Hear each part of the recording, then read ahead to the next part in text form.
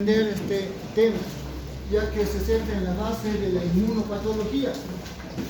Y para eso hay que saber si el inmunitario es mal, especialmente inmunidad adaptativa o adquirida.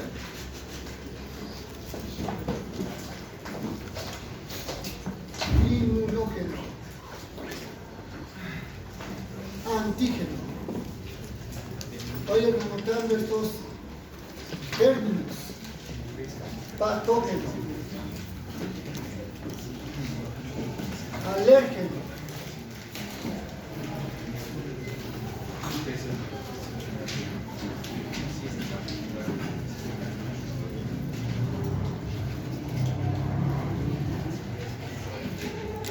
epítope, atópico,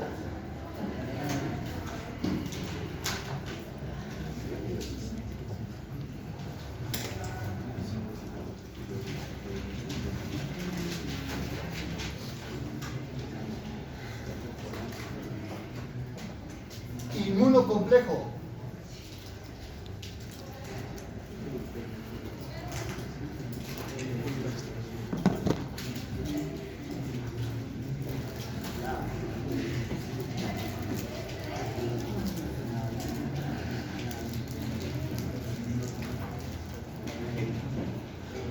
todo eso.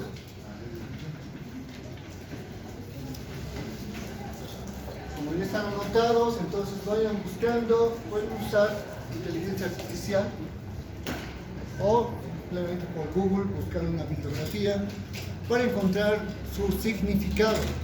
Antígeno más un anticuerpo. Unión estable, pero por los inmunocomplejos, pues ya sabemos que activa tanto el sistema de complemento, vía clásica, es el activador principal, como también los inmunocomplejos van a causar inflamación donde estén presentes. Por visto de que activan el complemento aumenta la inflamación. Otra persona, Alejandro Almonte, ¿qué es atópico? ¿Qué significa atópico? ¿Lo tiene escrito? Lea, pues entonces. Lea lo que escribió. ¿Algún tipo de? Muy bien. La atopía es una predisposición genética de personas que van a presentar alergias. O sea, la alergia es una predisposición que viene de forma heredada o a veces de forma epigenética. O sea, si en los padres ninguno en la familia es alérgico, cualquier individuo podría generar una alergia. Y para la atopía ya es una predisposición desde el nacimiento. O los genes, epítope. Jonathan Blanco, ¿qué es epítope? ¿Es un qué? Figura. Ya, es reconocido por el anticuerpo. ¿Qué más? Una porción de antígenos, determinante antigénico. Muy bien. Sí, miren, tienen razón. Es un determinante antigénico o porción de un antígeno. En otras palabras, un fragmento antigénico. ¿Bien? Un determinante. Este pequeño fragmento de un antígeno es lo que va a ser reconocido por el sistema inmunitario, tanto por los anticuerpos, que los reconocen, como también por los fagocitos, los que van a fagocitar. ¿Qué más? Además, el fragmento antigénico también es reconocido por los linfocitos T. T, solo los T. Los B más bien van a formar las linfos antigénicos. Alérgeno. A ver. escondiendo ahí. Una raza. Entonces, familia. Y es un alérgeno. Los antígenos que desencadenan una reacción de hipersensibilidad ¿Ya? o alergia en personas receptivas. Oh, correcto. Qué bonita definición. Es un tipo de antígeno, un elemento extraño, que desencadena un tipo de hipersensibilidad, ¿no? La 1, en personas susceptibles, atópicas, que desencadena alergia.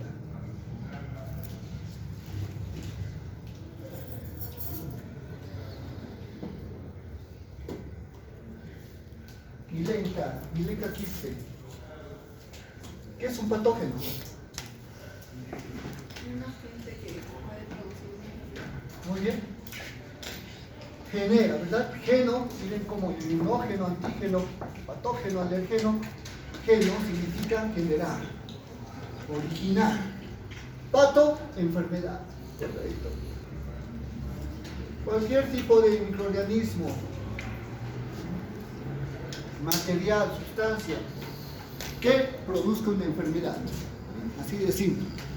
Hay microorganismos en nuestro cuerpo que son saprófitos, o sea, no generan enfermedad, como la microbiota, ¿no? Que vive en el intestino grueso, en el colon, en la boca, en cosas. Pero también hay microorganismos que producen enfermedad, esos son patógenos. Y nuestro sistema inmunitario más bien se enfoca justamente en combatir contra los patógenos, solamente porque generan enfermedad. Ahora, ¿qué es antígeno? Inmunógeno. Teresa Gisbert, Nicole. El antígeno es el cual se une a los linfocitos T y B o anticuerpos. Ya, el que se va a unir. Sí. Ya. Un antígeno. ¿Alguien tiene otra respuesta que tal vez sea complementaria? Cualquier sustancia extraña al organismo, mayormente proteínas, que el sistema inmune reconoce y crea anticuerpos. Ya, está justamente vinculado, ¿no? Muy bien. Cualquier sustancia extraña, eso es muy bueno, cualquier elemento extraño, ¿no? La mayoría son peptídicos, o sea, provienen de proteínas extrañas, al cual nuestro sistema inmunitario reacciona, responde, y pues va a reconocer estos tipos de antígenos y va a crear anticuerpos contra ellos. Bien, entonces aquí va a haber con los antígenos un reconocimiento antigénico, ¿no? Inmunitario, pero no siempre. Puede o no, sí o no, haber un reconocimiento y una respuesta inmunitaria con los antígenos. Por eso hay que conocer a los inmunógenos. Y por último, Andrade, ¿qué es un inmunógeno? Sustancia capaz de estimular una respuesta inmunitaria al organismo. Correcto. Cualquier elemento, sustancia, material o microorganismo que desencadene una respuesta inmunitaria. O sea, genera inmunidad. Todos los patógenos, todos son inmunógenos. Todos los patógenos desarrollan respuesta inmunitaria con formación de anticuerpos y memoria inmunológica, ¿no? Por la respuesta de las células. Ahora, los antígenos pueden desencadenar esa respuesta inmunitaria o puede que no. ¿Bien? Por eso es que todo inmunógeno es un antígeno, pero no todo antígeno es un inmunógeno. Algunos antígenos, materiales extraños, no producen respuesta inmunitaria. Por ejemplo, trasplantes o implantes. Los implantes, digamos, de titanio. O sea, personas que tienen fractura, ¿verdad? Y se les coloca placas de titanio, tornillos de titanio. El titanio no es parte de nuestro organismo, es un elemento extraño. Pero no genera inmunidad, no genera rechazo. También pueden ser los tipos de implantes, injertos. La transfusión también de sangre, ¿no? También extraña, si es del mismo tipo, no genera inmunidad, ¿no? Una respuesta de rechazo. ¿Qué más? ¿Qué más? Prótesis. Prótesis cardíacas, por ejemplo, de válvulas. Pueden ser artificiales o naturales, ¿no? Antes las válvulas naturales eran de cerdo, válvulas animal. Ahora son válvulas artificiales, ¿no? De material artificial. Y estas válvulas cardíacas son extrañas para nuestro sistema inmunitario, pero no los reconoce nuestro sistema inmunitario y no los rechaza. Bien. Ahora, inmunógeno o antígeno, en muchos libros, por muchos debates, ahora se manejan como si fuesen sinónimos, para que no exista confusión. ¿No? Como les dije, todo inmunógeno es un antígeno, pero no todo antígeno es inmunógeno. Entonces, vamos a indicar que todo antígeno es un material extraño que produce una respuesta inmunitaria. ¿Bien? Así de simple, para no haber confusión. Ahora, miren, entre un alérgeno y un patógeno hay una diferencia sustancial. Los patógenos sí generan enfermedad. Ahora, los alérgenos no son patógenos. No son materiales que produzcan enfermedad, no son ningún tipo de microorganismo. Son cosas inofensivas los alérgenos. ¿Verdad? Como, a ver, cosas que produzcan alergia. El polen de las flores. Otro. Alimentos como chocolate puede ser. Almendras. Medicamentos también que producen alergias. Pelos de animales. Látex. Talco. Miren, todos los que han mencionado no son patógenos.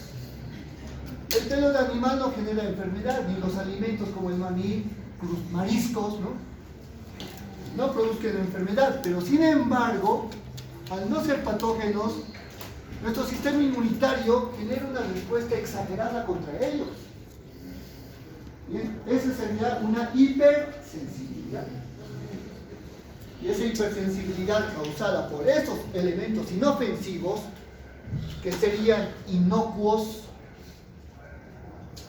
que no producen daño, pues eso se produce en personas que sean susceptibles una alergia. Entonces ahora vamos a empezar por justamente esta hipersensibilidad.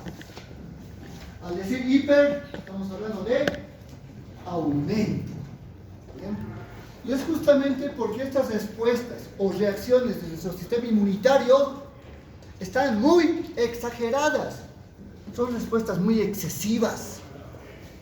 Tanto así que más bien, en vez de protegernos, nuestro organismo produce lesión tisular. O sea, están mal conducidas, son mal, pues muy exageradas. Van a causar daño a los tejidos. Y eso es algo muy común en todos los tipos de hipersensibilidad. Y hablando de tipos, se han clasificado en 4 tipos de hipersensibilidad. Gracias a unos médicos de muchos años, en el anterior siglo, que han sido Hell y Combs. Hell y Combs, 2, han clasificado en estos tipos de hipersensibilidad, ¿bien? Según algunas características, según su mecanismo inmunitario, según las lesiones histopatológicas que producen y según este tipo de reacción típica o trastorno prototipo que produce. ¿Bien? Entonces tenemos acá las 4 clases de hipersensibilidad. Este cuadrito está en el texto, por si acaso. Pero mejor resumido acá. Hell y Combs, ¿no? Para los que quieran revisar esto. En la pizarra, aquí colocado, de hipersensibilidad 1 hasta la 4. Bien, se coloca así con números romanos, por si acaso, no es con números arábicos normales. Entonces, para que uno se acuerde toda su vida, vamos a colocar esto. La primera hipersensibilidad por tiempo, ¿cómo se produce? Será la más rápida, o sea, la inmediata. al instante. Y justamente esas son las alergias, las anafilaxias. ¿Bien? Ahora, yendo al otro extremo, la hipersensibilidad 4, pues es la más lenta. Su respuesta tarda mucho, o sea, es retardada. ¿Bien? Todo lo opuesto a la inmediata, ¿no? Entonces tenemos los dos extremos de hipersensibilidades. Esto por su tiempo. Ahora veamos las hipersensibilidades de acuerdo al mecanismo. O sea, ¿por qué son mediados? ¿Qué elemento de la inmunidad va a mediar toda esta respuesta de hipersensibilidad? Y esto va de menor grado a mayor grado, ¿no? Mayor complejidad. Entonces, en lo más básico, en esta hipersensibilidad tipo 1, inmediata, esta está mediada por la inmunoglobulina E. ¿Bien? Este tipo de anticuerpo, IgE, ¿sí? Que se va a producir en exceso, ¿no? Como una respuesta excesiva. Y eso es lo que va a causar una sensibilización a nuestras células inmunes. En el tipo 2, esto ya sube de nivel, o sea, ya va a ser 2 anticuerpos. La IgG y también puede actuar la IgM. Por separado, pero ya son 2. Entonces, esta hipersensibilidad tipo 2 es mediada por anticuerpos. ¿No? Ya estamos hablando en plural, cuerpos. Ahora pasamos a la hipersensibilidad tipo 3. Esta también aumenta su complejidad. Ya no solamente es un anticuerpo. Ahora ya se trata de un anticuerpo unido a un antígeno. ¿Eh? Anticuerpo unido a antígeno. Entonces acá, esa es la hipersensibilidad mediada por inmunocomplejos.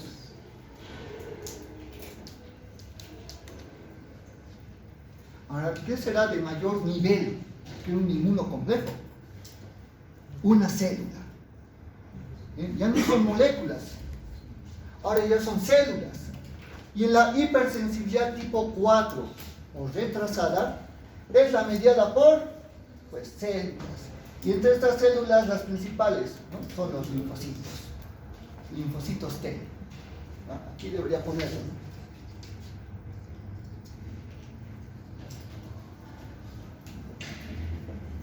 Tanto el linfocito citotóxico, CD8, como el linfocito helper, CD4.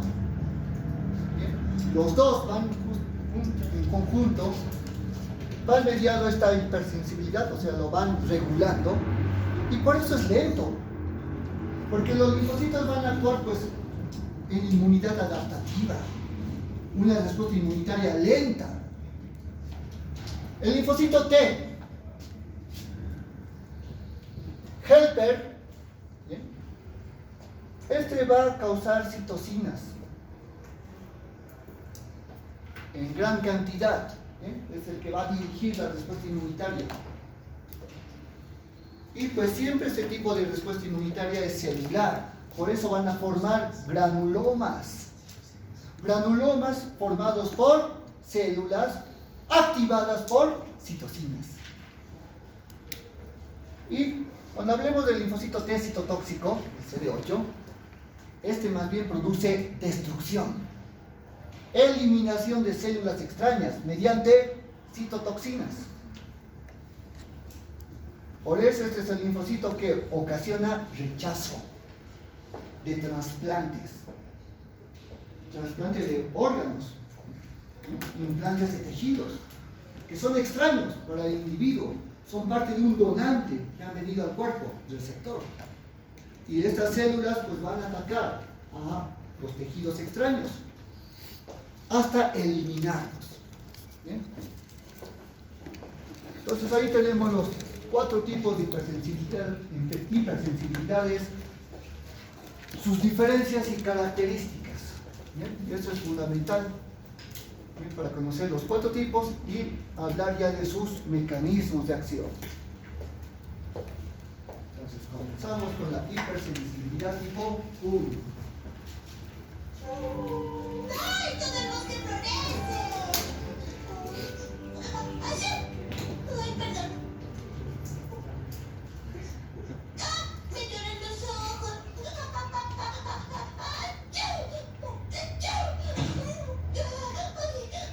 ¡Ay! Pequeña ardillita, soy alérgica a todo.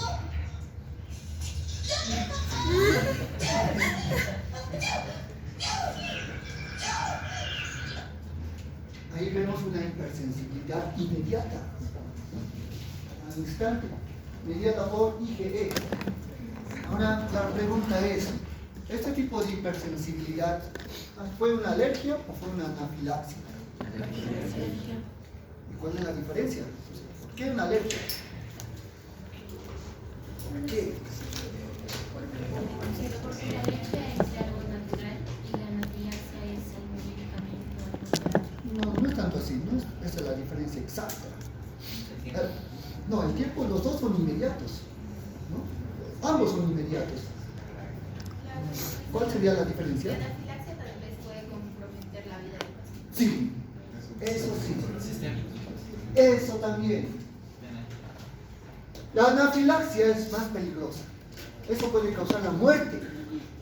Porque la anafilaxia es un tipo de reacción hipersensible sistémico. O sea, en todo el cuerpo. Bien, es como una alergia generalizada. Entonces, la anafilaxia es sistémica. En cambio, la alergia es localizada en un solo lugar. Como tenía ahí la Lisa Simpson, tenía más rinitis, ¿verdad? Estaba estornudando, su nariz estaba roja. Es una rinitis alérgica.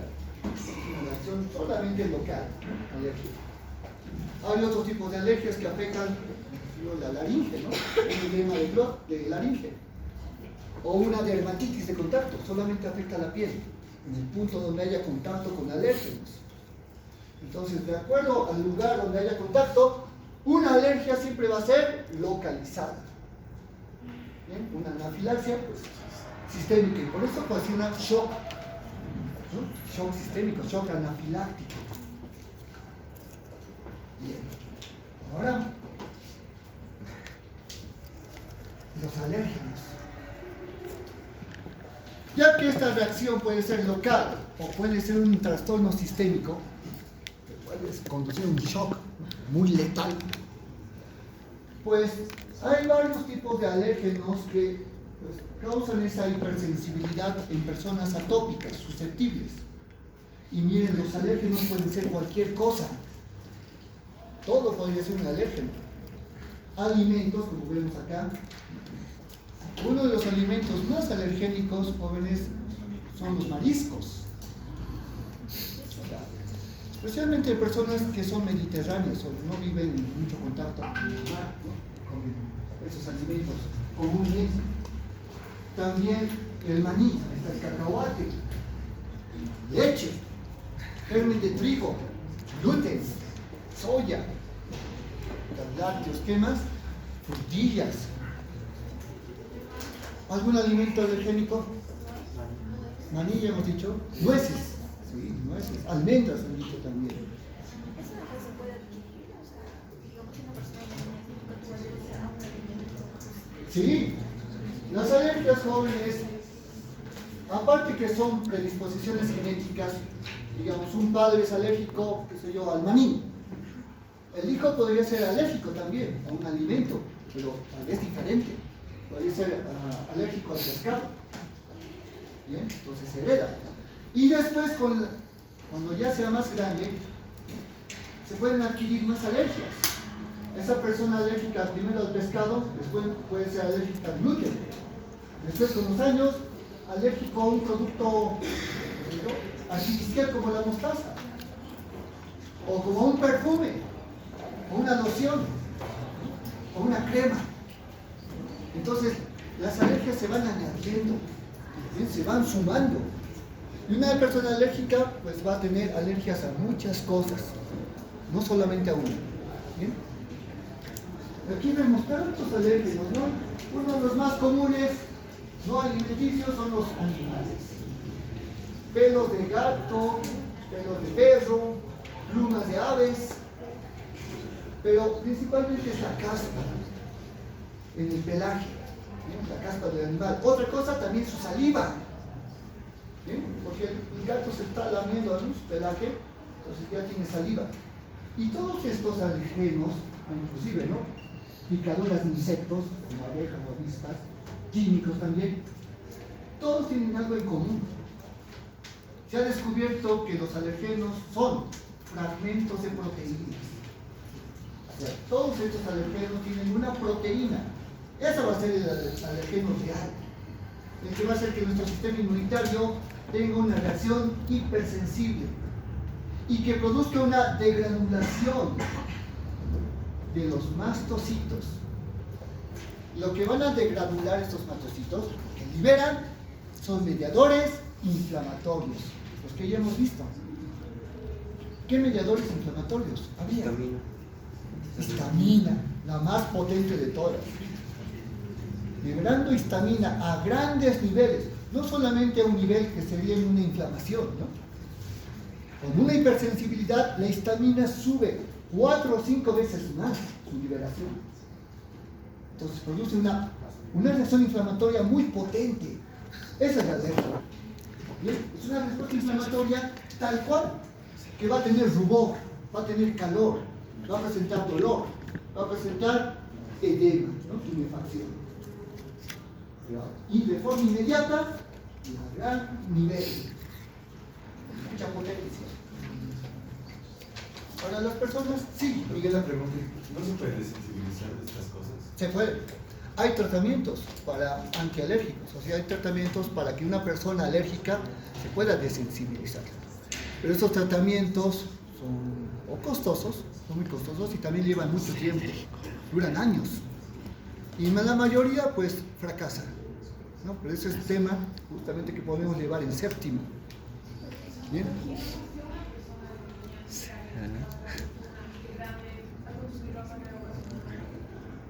Le puede ocasionar pues, una anafilaxia si consume mucha aceituna. O sea, una persona que es alérgica, la alergia la va a tener de por vida. Las alergias no desaparecen así por sí. Tendría que tener un contacto alergénico muy bajo, muy bajito, por mucho tiempo, para que la persona se acostumbre a eso y se pueda desensibilizar, pero tendría que ser por años. Porque el problema radica en esto. Una alergia radica en la formación de anticuerpos IgE, que es lo anormal. Lo normal sería que produzca IgG o IgM para una respuesta inmunitaria celular. ¿Bien? Y cuando una persona pues, se desensibiliza, va a producir IgG, que reemplaza la IgE. Así se evita la alergia. Ahora, esas son las características fenotípicas de una persona atópica, una alergia. El saludo alérgico, o sea, siempre está así con la nariz. Van a ver personas, ¿no? Están así. ¿Por qué? Porque tienen rinodera, o sea, tienen fluido nasal, rinitis. Es muy también frecuente que tengan este doble pliegue vertebral inferior. ¿No? Es el pliegue de Denis Morgan. Ven que tiene, aparte de un plieguecito, ¿no?, que es normal, todos tenemos un pliegue, pero tiene aquí dos, ¿no? Tiene doble pliegue. Y pues tenemos ese surco nasal. Si notan donde está la flecha, ¿no?, el puente nasal, tiene como una pequeña linicita horizontal. Es producto de que mucho se suena la nariz.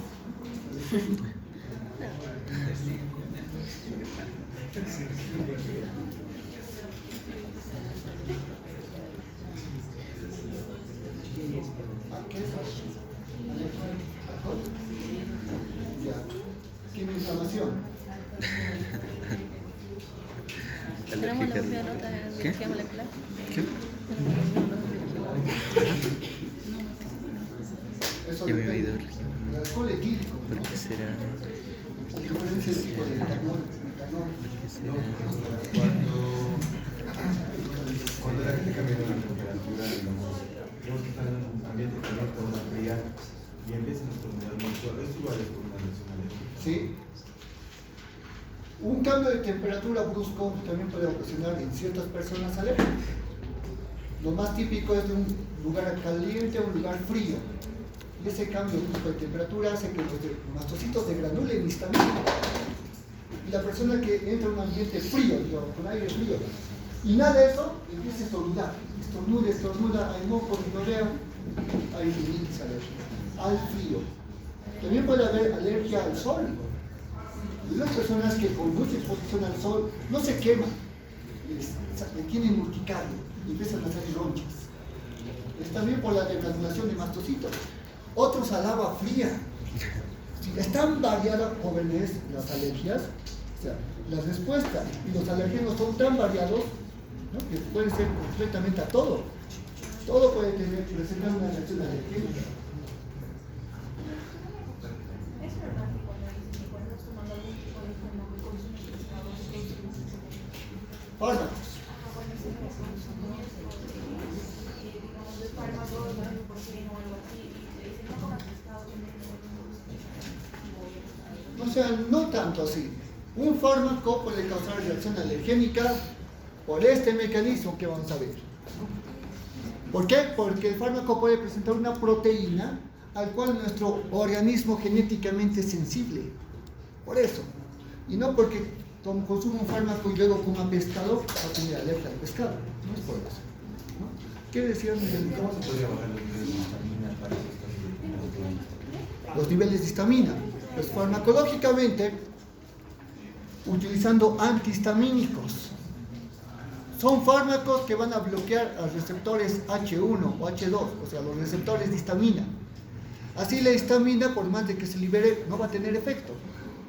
Y con el tiempo, o sea, si una persona se puede volver resistente a un alergeno, los niveles de histamina también van a bajar.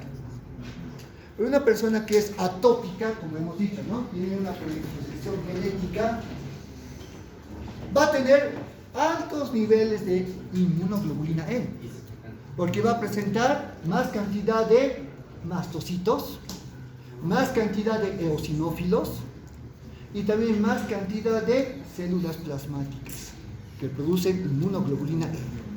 O sea, tiene más de lo normal que una persona normal no atópica. ¿Bien? Entonces, ahí está la predisposición genética, en que tenga más cantidad de células inmunitarias que lo vuelvan hipersensible. Ahora, una alergia tiene tres fases. Tenemos la fase de sensibilización, después tenemos la fase de reacción y luego la fase aguda. ¿Bien? En la primera fase, es la fase donde va a empezar, ¿no?, la sensibilización de los mastocitos. Aquí estamos viendo que en la piel, en las mucosas, tenemos esta barrera epitelial, ¿no?, los epitelios de superficie. Ahora, las personas atópicas tienen defectos genéticos justamente en estas proteínas que van a producir estos cierres herméticos. Se llaman uniones adherentes. Las uniones adherentes, uniones ocluyentes de las células epiteliales son defectuosos. Por lo cual, cuando tenemos contacto con algún tipo de alergeno, las proteínas del alergeno entran por esos defectos de cierre y entran al organismo. Ahora, es un elemento extraño para nuestro sistema inmunitario. Puede ser atrapado por un fagocito, una célula dendrítica, o puede ser atrapado por un linfocito B. Célula dendrítica, macrófago y linfocitos B son células presentadoras de antígenos, ¿no?, que actúan normalmente atrapando elementos extraños, los fagocita o los endocita y los procesa para fragmentarlos y presentar normalmente un epítope. ¿Qué es un epítope? Un fragmento antigénico. Y estos epítopes son los fragmentos peptídicos, son fragmentos de proteína, y los alergenos son proteínas. Ahora, aquí justamente está la malconducción O sea, normalmente, en una persona normal, las células presentadoras de antígeno no deberían captar estos elementos extraños, porque no son patógenos. ¿Me entienden? En una persona normal, los patógenos son atrapados, son presentados. En una persona normal, los alergenos son captados y son destruidos, no son presentados. En una persona alérgica, un alérgeno que es inofensivo es confundido como si fuese un patógeno y va a ser atrapado, procesado y presentado. Ahí está el detalle. Ahora, como están presentando epítopes, pero de un alergeno, el linfocito va a venir, un linfocito T virgen. O sea, es un linfocito nuevito, virgen, porque no ha tenido contacto antigénico.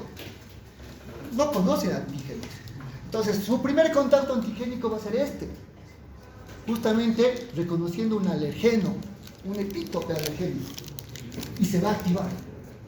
En las personas atópicas, justamente esos linfocitos T vírgenes van a justamente activarse frente a epítopes alergénicos. Y se van a convertir en linfocitos TH2. Se van a diferenciar estos linfocitos que vemos acá, TH2, que tienen la capacidad de estimular a los linfocitos B. Los linfocitos TH2 producen interleucina 4. La interleucina es necesaria para que estos linfocitos B pues, se conviertan en células plasmáticas. Pero producen tanta cantidad de interleucina 4 que estos linfocitos B atópicos con predisposición genética se diferencian la célula plasmática muy rápido y producen rápidamente IgE, que es anormal, porque lo principal, lo normal es que produzcan IgM primero. Luego van a producir IgG, ¿no? Normalmente, pero aquí están produciendo de forma muy rápida, muy descuidada, inmunoglobulina E. En tanta cantidad que produce sensibilización. Porque todos estos anticuerpos ahora se van a dirigir a receptores de células cebadas. Pregunta, ¿cuáles son las células cebadas? Mastocitos y basófilos. Justamente mastocitos y basófilos en sus membranas tienen receptores, ¿bien?, para la fracción C de la inmunoglobulina E. Y así la inmunoglobulina se acopla, dejando a la célula cebada, ¿no?, o sea, al mastocito o al basófilo, sensibilizado ya. Y está predispuesto. Cuando la IgE está sola, está libre, dura solamente 4 días, hasta 6 días, y se desintegra. Pero cuando la inmunoglobulina E se acopla al receptor de mastocitos, dura 6 meses. 6 meses así activa. ¿Ven? Entonces, en esta fase de sensibilización no hay alergia. ¿Bien? Solamente la persona ahora está sensibilizada, con mastocitos llenos de IgE. Cuando venga el alergeno nuevamente, en una segunda exposición, el alergeno ya no va a ir por esta vía, ¿no?, de células presentadoras de antígeno. Directamente va a ser reconocido por la inmunoglobulina E de los mastocitos. Directo. Y ahí va a causar esa degranulación. Ahí tenemos la fase 2, ¿no? La fase inmediata o fase aguda. En esta fase, ahí vemos la sensibilización de mastocitos. Ahora viene el alérgeno, ¿no?, en el mismo lugar de contacto, ¿no?, en el mismo defecto de pared epitelial. Aquí tiene que ocurrir una reacción cruzada. Tienen que ser 2 IgEs al mismo tiempo teniendo contacto con el alérgeno. 2. ¿Bien? Y así van a enviar una señal el doble de potente al mastocito para liberar los mediadores inflamatorios. La histamina se va a soltar, pero no va a ser la única. Se libera serotonina. ¿Qué más? Se liberan quimiosinas. que producen atracción de eosinófilos. Se van a producir pues prostaglandinas. Esas prostaglandinas van a causar este efecto de urticaria, un escozor muy fuerte, ¿no? Que hace que la persona tenga ese rascado, ¿no? Esa sensación desesperante de rascarse. Y al rascarse va a producir más lesión a los tejidos y más reacción alérgica. Y los leucotrienos también, el leucotrieno B4 sobre todo. Incluso el leucotrieno B4 puede causar asma, porque es broncoconstrictor. Y los pulmones, por alérgenos inhalatorios, pues va a causar una cierre de vías aéreas, ¿no? De forma asmática. Miren, la reacción es tan inmediata que minutos después de la exposición a un alergeno se produce esta reacción aguda. Y esta reacción aguda va a durar hasta 2 horas. Después de 2 horas viene la fase tardía, o reacción tardía. Y esa reacción tardía puede durar hasta un día o más. Y la persona sigue teniendo esa respuesta alérgica. Ahí están las manifestaciones clínicas típicas de una alergia. La urticaria, ¿no? La urticaria principalmente se da en la piel. Y miren cómo uno se va rascando y la piel está muy sensible, se producen estas ronchas llamados abones. Son justamente porque se está produciendo tumefacción, se está produciendo exudado inflamatorio acá y por eso está hinchado. Además, como hay liberación de histamina, hay más flujo sanguíneo, va a haber hiperemia. Y como hay más flujo sanguíneo, ¿no? Hiperemia, va a haber enrojecimiento, eritema.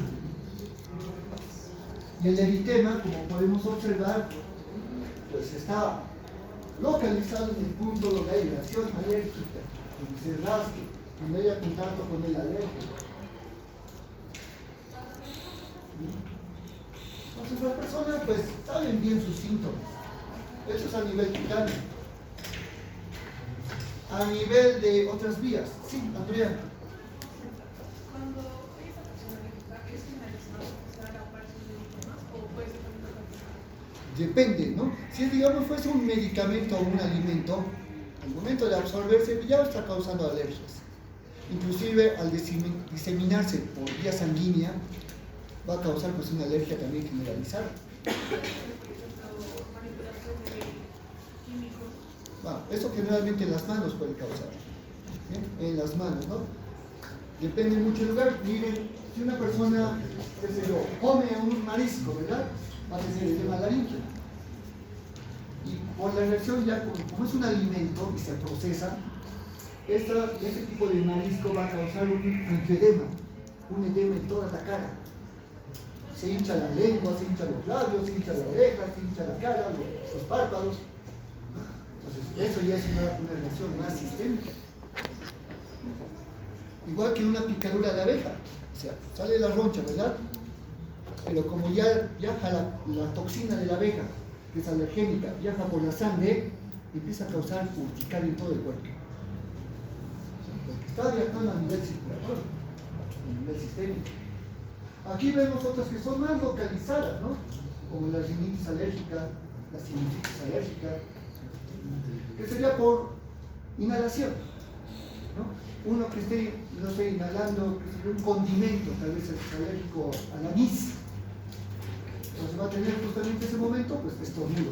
Y el estornudo es un mecanismo de defensa para expulsar elementos extraños de la cavidad nasal.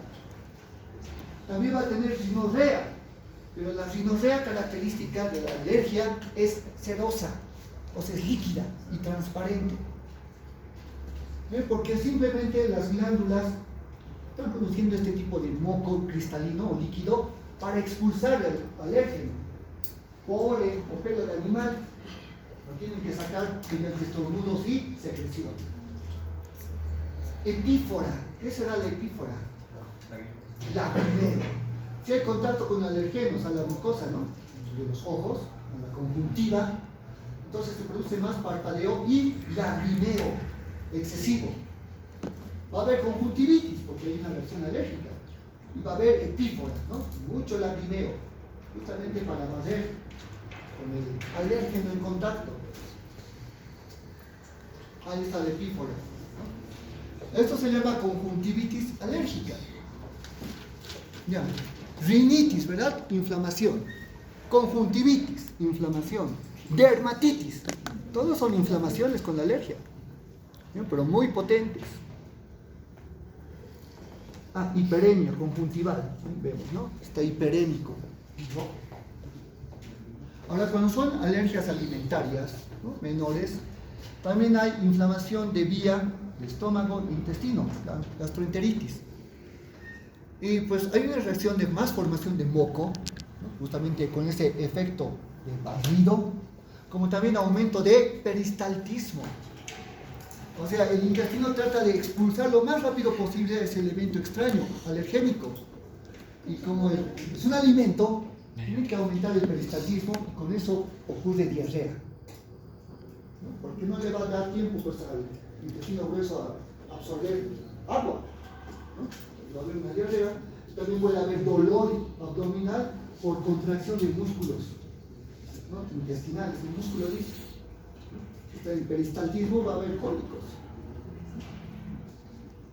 Un dolor característico, ¿no?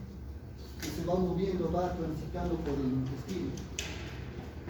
Ahora, polen, moho, cáscara de animal, ácaros de polvo, especialmente las heces de los ácaros, ¿no? Todos estos elementos ahí presentan esas pequeñas proteínas que va a ser reconocido por el sistema inmunitario, presentado como epítope, para dar la formación de anticuerpos IgE. Y ahí viene justamente la exposición con los mismos alergénicos para ocasionar la respuesta alérgica en nivel, ¿no? Cutáneo, mucoso, respiratorio, gastrointestinal o sistémico. Depende dónde haya contacto con los alergénicos, por qué vía. ¿Qué ha pasado? ¿Quién ha puesto YouTube Music? Aquí está la respiratoria, que puede presentar distintas etiologías. Hay asma bronquial de tipo reacción, o sea, cuando uno tiene susto o miedo, hay una liberación de noradrenalina que produce también asma. Hay un asma laboral, o sea, por trabajo, ¿no? No es alérgico, sino es por inhalación de algún producto extraño, una neumoconiosis que puede causar asma. Pero el más común, el típico de los asmas, es el asma bronquial de tipo alérgico, ¿sí? Que es más común en niños.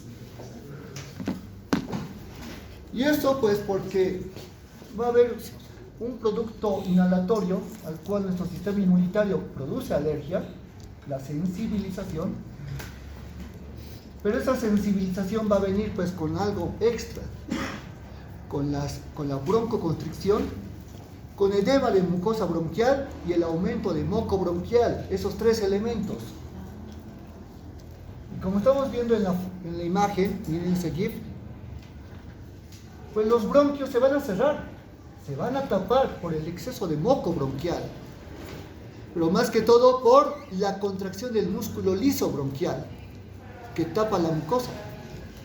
Entonces, ante eso, la persona va a presentar un tipo de disnea tipo válvula. O sea, el aire entra, pero lo malo es que el aire no puede salir. Es como una pelota, ¿no? Que lo vamos inflando, le metemos aire, pero el aire ya no sale. Entonces, los pulmones empiezan a llenarse, ¿no? Insuflarse de aire, pero por esta obstrucción el aire no puede salir por la exhalación. Y el paciente hace fuerza, ¿no? Miren, los músculos accesorios de la respiración actúan, ¿no? Se le contraen aquí los músculos escalenos, los intercostales también, y todo para expulsar aire. Y lo hace tan fuerte que empieza como a silbar.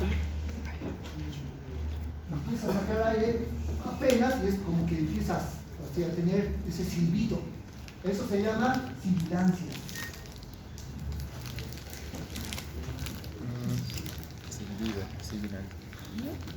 Sibilancia, en este caso. Es un dato clínico del asma. Así sale. ¿No? Empiezan a tener un momento. Y eso puede durar horas.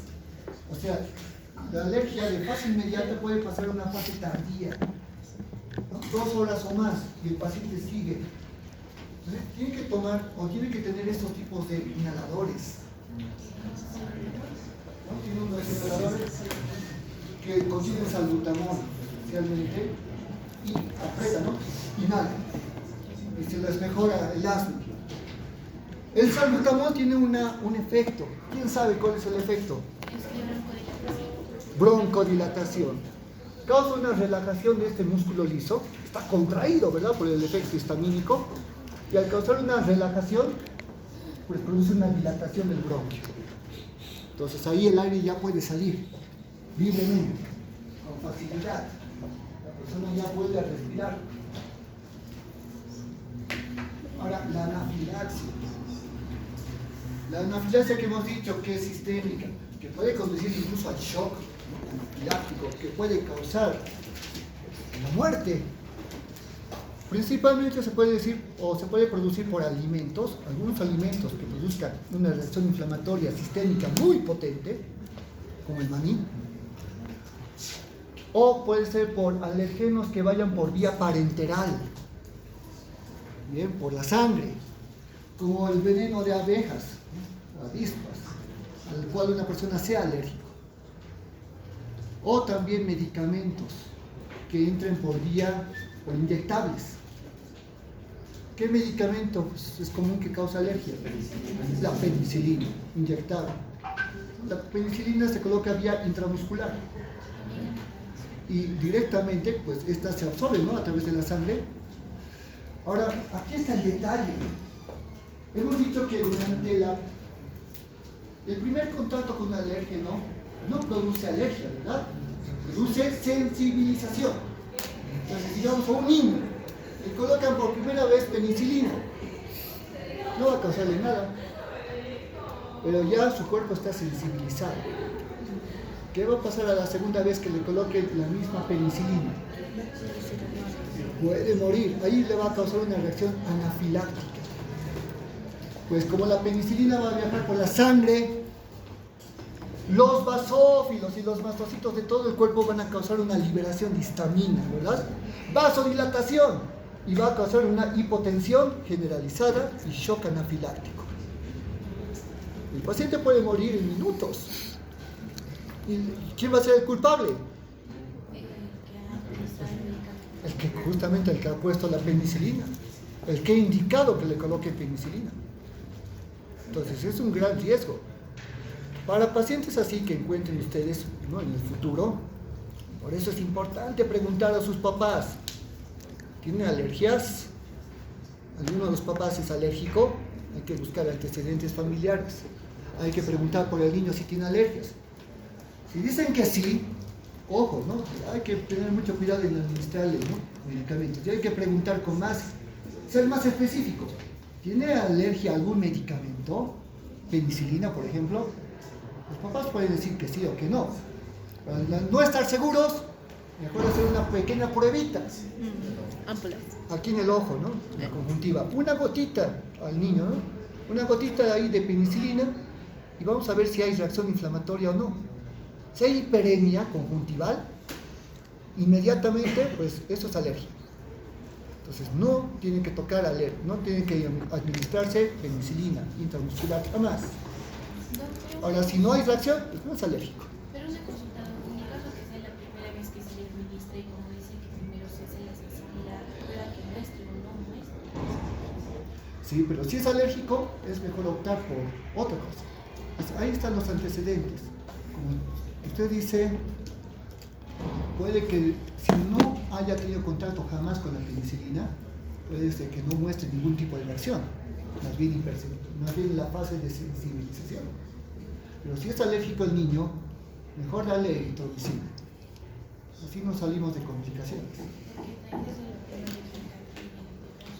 También hay la prueba cutánea, ¿no? Donde se colocan, eso es ya para buscar alergias, ¿no? Muchas. Y se coloca aquí varios pinchacitos con alergenos y se ve cuál forma una pequeña pápula, ¿no? Mayor a 1 centímetro. Es la prueba cutánea o test cutáneo. Es tan riesgoso por eso de las alergias. ¿Quiénes aquí son alérgicos? Levanten la mano los alérgicos. 1, 2, 3, 4, 5, 6, 7 al fondo, 8, 9, 10, 11, 12, 13. Jóvenes, el 15% de la población es atópica. 15% de la población mundial tiene atopía. Por eso aquí somos muchos, ¿no? Aquí hay bastante.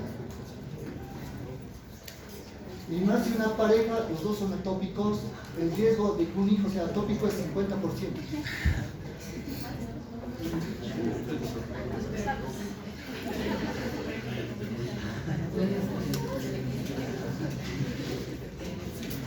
Sí, pero el tipo de predisposición, no la misma lectura. Ahora mira, el paciente ha tenido ronchas, estornudos, tal vez asma, ¿no? Todo de forma inmediata. Pero aquí una reacción tardía, ¿bien? Es la última reacción que vemos acá. Ya no hay contacto alergénico. El alergeno ya se ha barrido, se ha eliminado en las primeras horas o minutos, donde se han causado los síntomas inmediatos.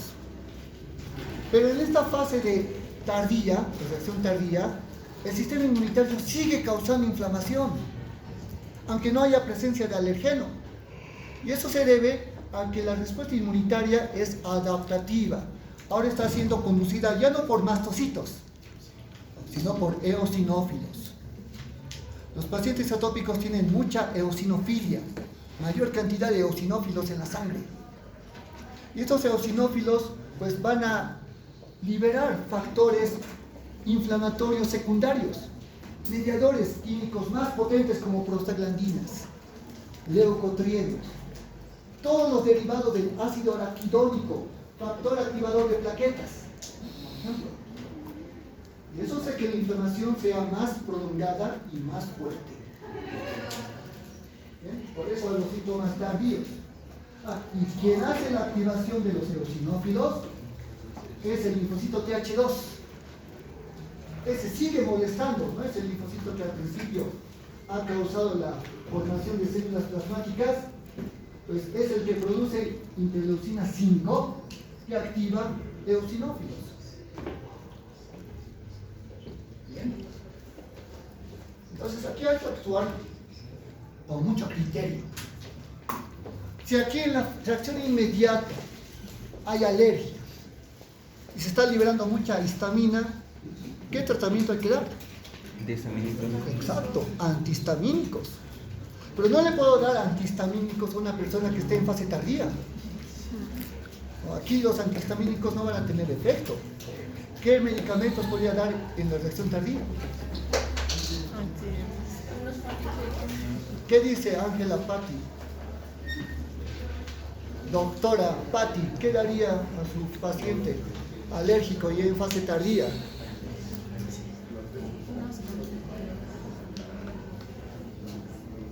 No sabe. No va a dar la santa unción. Pero si hemos dicho que aquí se producen mediadores inflamatorios, hay que dar antiinflamatorios. Incluso corticoides. Corticoides se puede dar en esta fase porque los antiinflamatorios no esteroideos o AINES son muy débiles. Esta es una inflamación potente, es una inflamación alérgica. Entonces hay que dar también antiinflamatorios potentes. Corticoides como betametasona, hidrocortisona, dexametasona. Bien. Depende de la fase, ¿no? El tipo de tratamiento. Ahora aquí podemos ver justamente por qué. ¿Por qué tenemos que escoger un tratamiento distinto? Porque durante la fase aguda, ¿no? Después de la exposición al alérgeno, miren los niveles de histamina, tan elevados. Por eso hay que dar antihistamínicos en la primera hora, por lo menos, en la fase inmediata. Inclusive hay personas que son alérgicas y siempre están cargados con su antihistamínico en el bolsillo. Y si saben que van a ir a un lugar con mucho gatito, qué sé yo, ¿no? O de visita, toman su antihistamínico antes y no les pasa mucha alergia, casi nada, ¿no? De forma profiláctica, antes de tener contacto, ¿no? Pero como vemos, ya en horas posteriores, la fase tardía, metabolitos del ácido araquidónico son los que suben. Por eso hay que dar antiinflamatorios. Y aquí justamente están los culpables. Mastocitos en la fase aguda que liberan histamina, miren tanta cantidad de mastocitos cerca de las arteriolas, como también eosinófilos en la fase tardía. Y un paciente atópico tiene elevados los dos, mucho mastocito, muchos eosinófilos. Para los pacientes sí.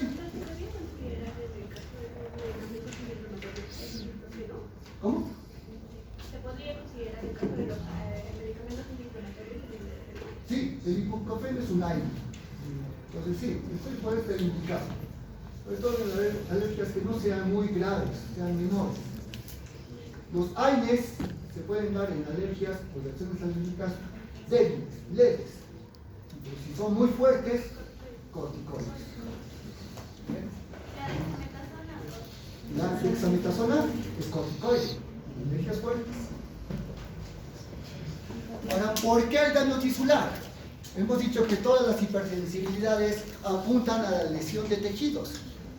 Y es por esto, por el eosinófilo más que todo. ¿Te acuerdan que los eosinófilos atacan parásitos, gusanos? Los matan, ¿verdad? Los eliminan con sus toxinas. Pues esos gránulos, como la proteína básica mayor y la proteína catiónica del eosinófilo, se liberan. Y como no hay parasitosis, esas sustancias tóxicas van causando daño a los tejidos. Y cuando hay daño tisular, pues va a haber otra inflamación de por medio. Entonces la inflamación pues se alarga más tiempo.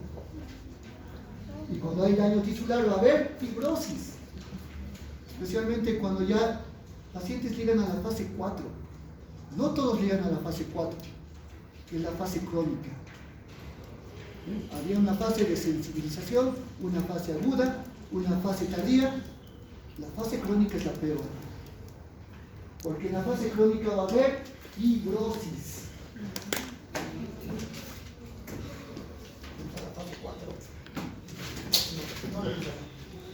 La fase 4, la fase 4, jóvenes, no lo tienen todos. Solamente aquellos alérgicos, atópicos que tengan mucho contacto con el alergeno y respuestas alérgicas repetidas. Tan repetidas que va a haber fibrosis, va a haber disfunción del tejido. Por ejemplo, eczema. Personas que se rascan la piel mucho tiempo, después la piel está engrosada, está más seca, con hiperkeratosis. O personas que tienen mucho asma y los bronquios, ¿no?, se van a ir contrayendo con el asma bronquial, el bronquio se vuelve grueso, fibrótico. Bueno, aquí tenemos un resumen de lo que sería la respuesta inmediata, fase 2, y la respuesta tardía, fase 3, ¿no?, de la alergia. Y cómo este mastocito que está sensibilizado con IgE produce la liberación de mediadores primarios, histamina para la fase aguda, inmediata, o mediadores secundarios que producen los mediadores del ácido araquidónico para la fase tardía. Y ahí están las consecuencias. Va a haber infiltración leucocitaria de eosinófilos. Luego linfocitos van a venir. Daño epitelial, daño de tejidos. Y broncoespasmo, cuando se libera leucotrino B4. La prostaglandina D2 Esta es la responsable pues, del dolor con la urticaria que se puede presentar.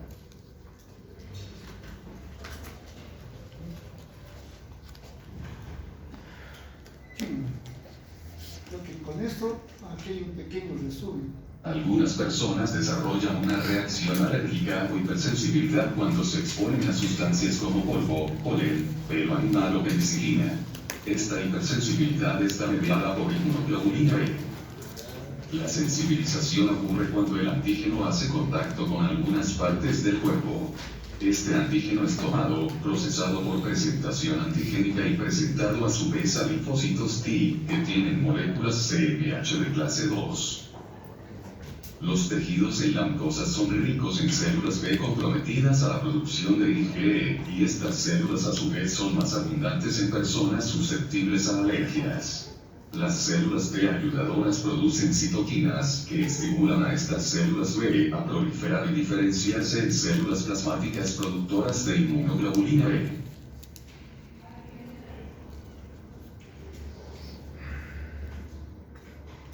A medida que la inmunoglobulina E es producida en áreas específicas del cuerpo, se adhieren a receptores de mastocitos adyacentes. Los mastocitos contienen gránulos llenos de sustancias que producen respuesta de hipersensibilidad. Una vez se una la IgE a los mastocitos, pueden sobrevivir por varias semanas. De esta forma el individuo queda sensibilizado al antígeno. Cuando se expone por segunda vez al antígeno, se une a la IgE de los mastocitos. Para desencadenar una respuesta, por lo menos 2 moléculas de IgE de mastocitos deben reaccionar con un antígeno específico. A segundos de la reacción, el mastocito libera histamina que desencadena los síntomas: dilatación capilar, constipación, secreción de moco, dolor y prurito.